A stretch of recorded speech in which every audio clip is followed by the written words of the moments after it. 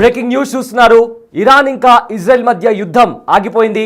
ఇరు దేశాలు కూడా సీజ్ ఫైర్ ఒప్పందం మీద సంతకం చేశారంటే సీజ్ ఫైర్ కూడా దానికి సంబంధించి వాళ్ళు ఇరు దేశాలు కూడా ఒప్పుకున్నాయి.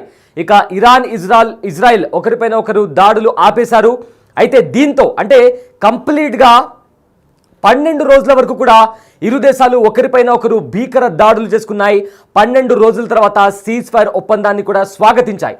సో ఇప్పుడు ఇరాన్ అంతటా కూడా ప్రతి ఒక్కరూ బయటకు వచ్చి అయతుల్లా ఖమైనీ సపోర్టర్స్ అదేవిధంగా చాలామంది ఇరాన్ దేశ ప్రజలు కూడా బయటకు వచ్చి సంబరాలు చేసుకుంటూ కూడా ఇరాన్ అంతటా కూడా సంబరాలు కనిపిస్తున్నాయి, సెలబ్రేషన్స్ కనిపిస్తున్నాయి.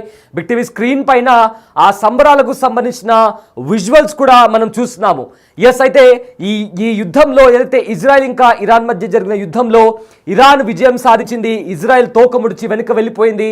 ఏకంగా అమెరికాను సైతం మేము భయపెట్టి వెనక్కి పంపించేశాము అంటూ కూడా వాళ్ళు సంబరాలు చేసుకుంటున్నారు. సోషల్ మీడియా అంతటా కూడా ఇజ్రాయెల్ అదేవిధంగా అమెరికాని ఉద్దేశిస్తూ కూడా పోస్టులు పెడుతున్నారు. మేము అంటే ఇరాన్ వాళ్ళు ఇజ్రాయెల్ని అదేవిధంగా అమెరికాను పోయించామంటూ కూడా ఒక పదాన్ని వాడుతూ కూడా వాళ్ళు ట్వీట్ కూడా చేస్తున్నారు, పోస్టులు కూడా పెడుతున్నారు. అండ్ ఇరాన్ అంతటా కూడా సంబరాలు చేసుకుంటూ అయతుల్లా ఖమైనీ ప్లకార్డ్స్ని పట్టుకుంటూ కూడా వాళ్ళు ఇరాన్ అంతటా కూడా సంబరాలు చేసుకుంటున్నారు.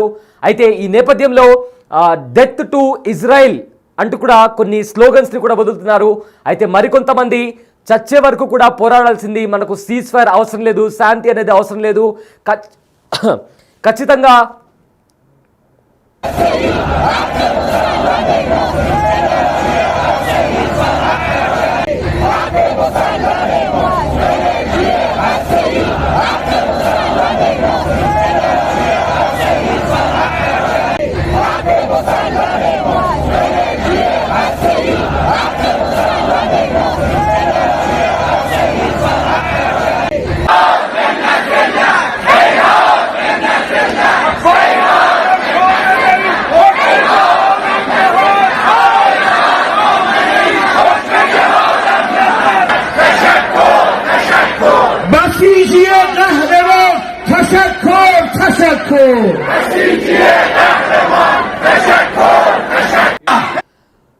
బిగ్ టీవీ స్క్రీన్ పైన ఇరాన్లో ఏ రకమైన సంబరాలు ఉన్నాయో కూడా చాలా స్పష్టంగా కనిపిస్తున్నాయి. ఇరాన్లోని ప్రజలంతా రోడ్లపైకి వచ్చి కూడా ప్లకార్డ్స్ పట్టుకొని ఆ దేశపు జెండాలు పట్టుకుని కూడా వాళ్ళు సంబరాలు చేసుకుంటున్నారు. అయితే కంప్లీట్గా తెహరాన్ అదేవిధంగా బాగ్దాద్లో కూడా రోడ్లన్నీ కూడా ప్రజలతో నిండిపోయాయి. ప్రతి ఒక్కరు కూడా కొన్ని కిలోమీటర్ల వరకు కూడా సంబరాలు చేసుకుంటూ కనిపించారు. అయితే ఈ సంబరాల్లో డెత్ టు ఇజ్రాయెల్ అనే స్లోగన్స్ కూడా రైజ్ చేయడం జరిగింది. అండ్ ఆల్సో మన చివరి శ్వాస వరకు కూడా మనం పోరాడాలి, మనకు సీజ్ ఫైర్ అవసరం లేదు, ఖచ్చితంగా ఈ సీజ్ ఫైర్ని కూడా ముగించి ఏకంగా యుద్ధాన్నే కంటిన్యూ చేద్దామంటూ కూడా చాలామంది ప్లకార్డ్స్ పట్టుకొని కూడా ఇరాన్ రాజధాని టెహరాన్ అదేవిధంగా బాగ్దాద్లో కూడా ప్లకార్డ్స్ పట్టుకొని కనిపించారు. అయితే ఈ దాడుల్లో అంటే ఇజ్రాయెల్ మొట్టమొదటిసారి ఇజ్రాయెల్ దాడి చేసినప్పుడు ఆ దాడుల్లో ఇరాన్కి సంబంధించిన న్యూక్లియర్ సైంటిస్టులు అదేవిధంగా కొంతమంది టాప్ కమాండర్లు కూడా చనిపోయారు. అయితే వాళ్ళ అంత్యక్రియలను ఘనంగా జరిపించాలి అంటూ కూడా డిమాండ్లు కూడా వస్తున్నాయి. సో దీంతో ఇరాన్ అంతటా కూడా సంబరాలు కనిపిస్తున్నాయి.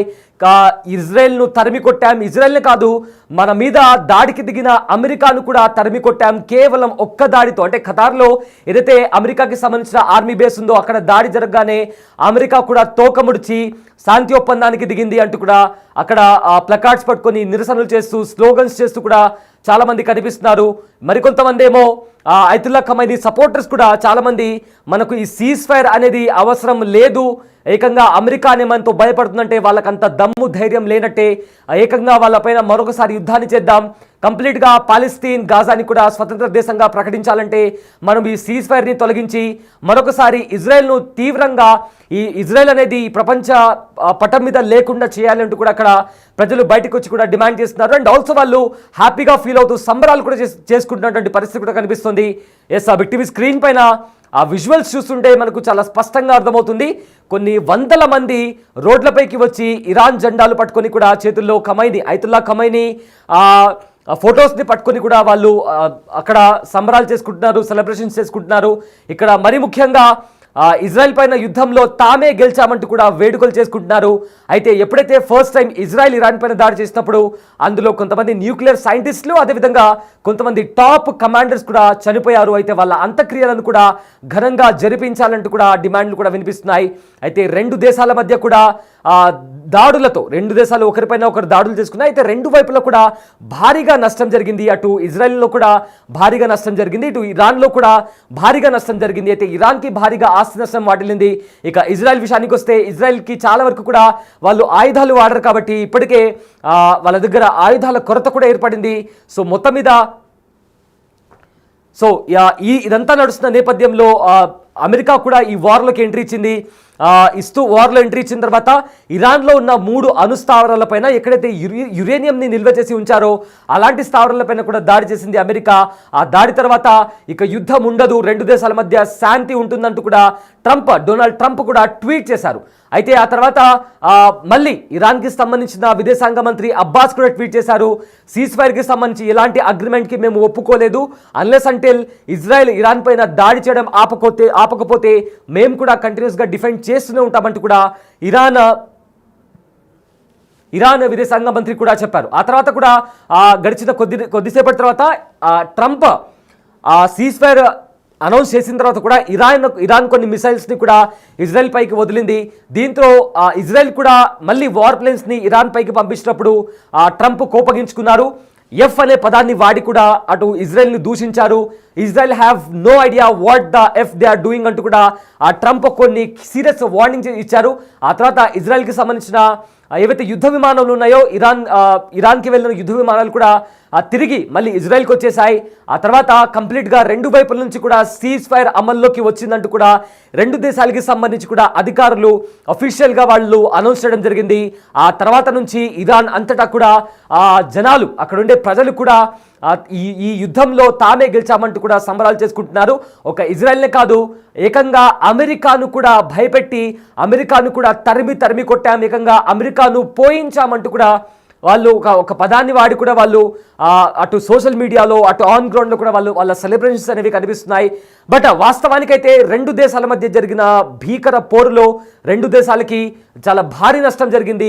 ఇటువైపు కూడా ఇరాన్కి సంబంధించిన ఇరాన్ సివిలియన్స్ కూడా చనిపోయారు, అటు ఇజ్రాయెల్లో కూడా ఇజ్రాయెల్ సివిలియన్స్ చనిపోయారు. అండ్ చాలా వరకు కూడా పెద్ద పెద్ద భవనాలు కూడా ధ్వంసమయ్యాయి, చాలా వరకు ఇన్ఫ్రాస్ట్రక్చర్ కూడా దెబ్బతినింది. సో మొత్తం మీద ఇరాన్కు కూడా చాలా పెద్ద మొత్తంలో ఆస్తి నష్టం జరిగింది. బట్ ఇరు దేశాలు కూడా ముఖ్యంగా ఇరాన్ అటు అమెరికా నుంచి, ఫ్రాన్స్ నుంచి, బ్రిటన్ నుంచి ఇరాన్కు వస్తున్న ఒత్తిడి కూడా తట్టుకొని అమెరికా నుంచి వస్తున్న ఏవైతే వార్నింగ్స్ ఉంటాయో వాటిని కూడా లెక్క చేయకుండా ఇరాన్ అనేది దాడులు చేస్తూ వచ్చింది. ఏకంగా అమెరికాకి సంబంధించిన మిలిటరీ బేస్ పైన కూడా దాడి చేసింది ఇరాన్.